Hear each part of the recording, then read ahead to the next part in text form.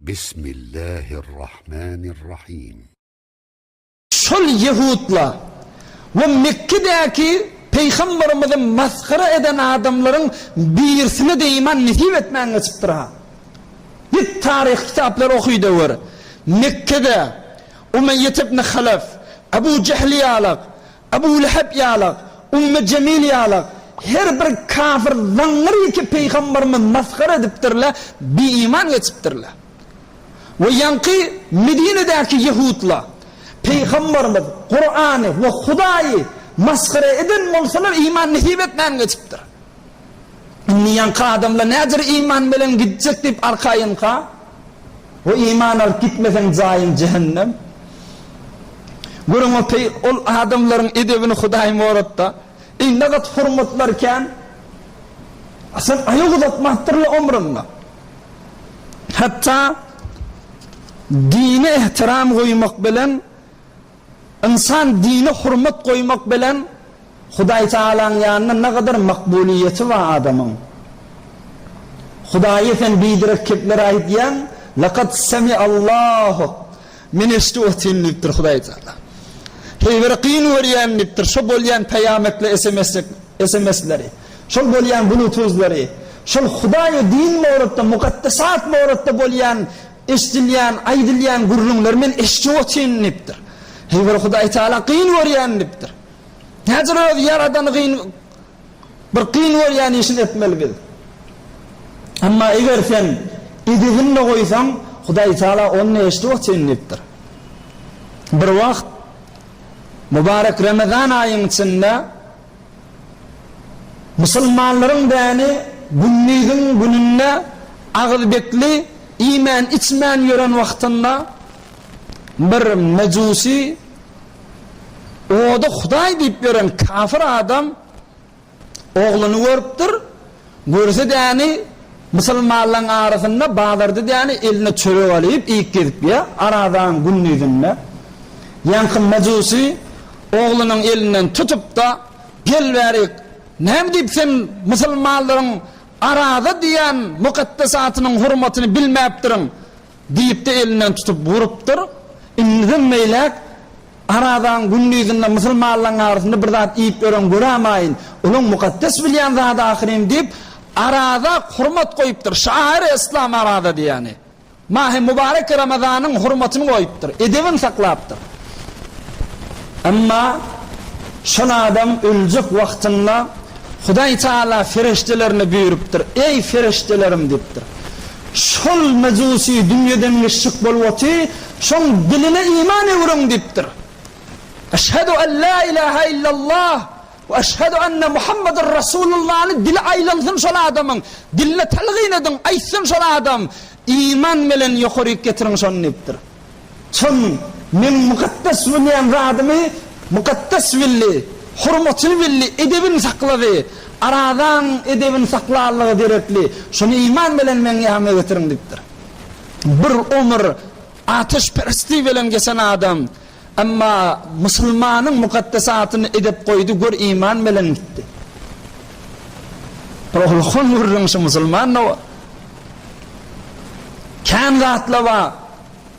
Ahun Molla'nı diyecek boluptu. Huday saklasın bir bidirek vaadi öğrenmeyelim. Bizim yurdumuzda bitirip kâr zadın birisi şu Ahun Molla'nı Kur'an'ı ve Peygamberi oynayacak bolunuyor. Bir hulukun bir edepçilik vaatçılar. Bir ağlıcık bolsa basın hey Ahun nerede? Hey Molla hey falan basın şon giyimselle şon sakkalından gurrun edecek boltuğulla imanın elden gittiyen zat bula İslam'ın mukaddesatından bula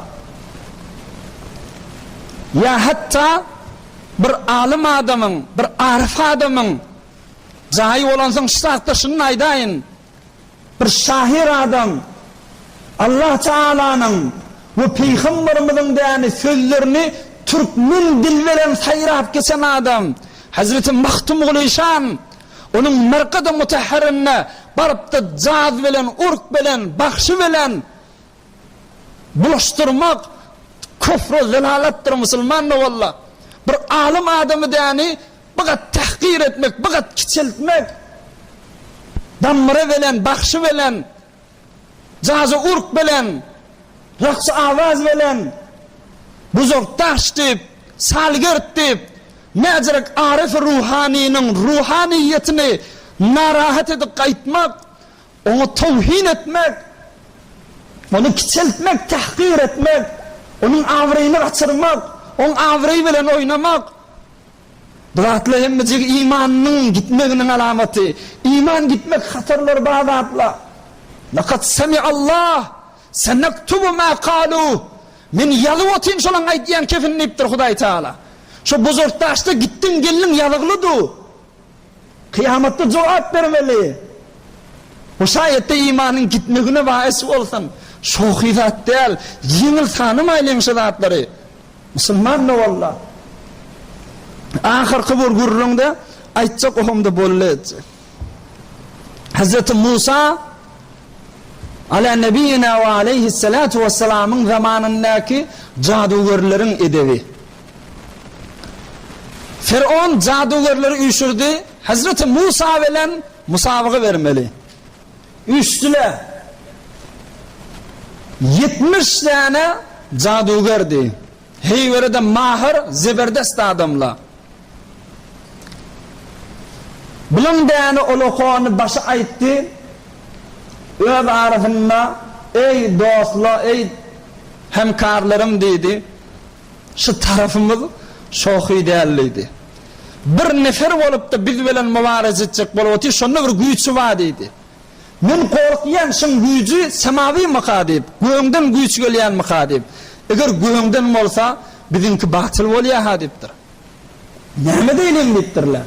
Onunla gelin özümüze dəyəni bir mukaddime becer koyayım dipdir. Bir moğa biz ussava uttuğumuz olar dipdir. Uttursak da şuna dəyəni yıkılmana, şu bizi kabul etmesine bir kovuz zeminana amade koyayım. İdip saklayalım, hürmet edelim. Näme deyli? Onunla şu Musa'nın yanına baramızda, ey Musa, öňçäk sen oklajak mı? Ya biz oklayalım diýeli. Bir edip edilmedi saklaylı, oğum bir ıssara uçar, utmasak da Hazreti Musa bizden yüreği savuymar, biz edevin sakladık oğun deyiptir. Ay qavdat, şul melekanın içinde 70 tane cadugar Hazreti Musa aydıptırlar. İmma en tulqiya ve imma en nekune evvele men elqa. Ey Musa, aya oklayacak mı, ya icada mı evvel biz oklayalım deyiptirler. Şonda Hazreti Musa gülüptir, yılcıraptır diye. Doğunu Harun aleyhisselam aydıptır. Ey Musa, näme gülýän diptir bu tarışıklıkta. Hazreti Musa aydıptır. Şememtu fihim raihatel iman.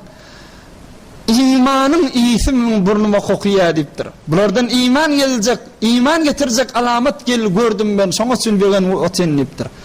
Onu Hazreti Musa öňçäksiz oklan diptir. Ola oklaptırlar, Hazreti Musa'nki olardan güýçli olup da hemmejin dargadypdyr. Ve şol 70'i de iman getiripdirler. Ey musulman valla. Merdan zi edeb resen, becayi kiresen, az bi edebi kesi becayi neresi? Merdan zi edeb resen, becayi kiresen. Ola iman edip bilen. Mecusi ahir demde iman bilen gitti, aradan edebin sakladı. Her kim bir yere yetti, edep bilen yetti. Aydımda bir edepçilik bilen bir magama baran adam bağ olsa. Bir edep mert, keyşevet mehter, gerçi uğra celalet o nesevez. Ba edep baş ta buzurg şevi, ki buzurgi nişani edep est diye. Edep taci est, az nur-i ilahi, bineh berser, buru her zâke khahi. Edebi riayet etti gib, her yerde olsan sen hürmetin zayında, filagın zayında. Biz musulman oğulla, her bir adamla bilen, her bir insan bilen, edebimiz, hürmetimiz zayında olsun, has mukaddesatlı bilen, şohi etmen, onu bilen gülkülük gurrun etmen, iman bilen ahir demde gitmeyi, inşallah Huday hemmemizden nasip etsin. برای مشاهده ویدیوهای بیشتر به کانال یوتیوب سخنرانی های علمای ترکمن سر بزنید، مشترک بشید و منتشر کنید، اجر ببرید.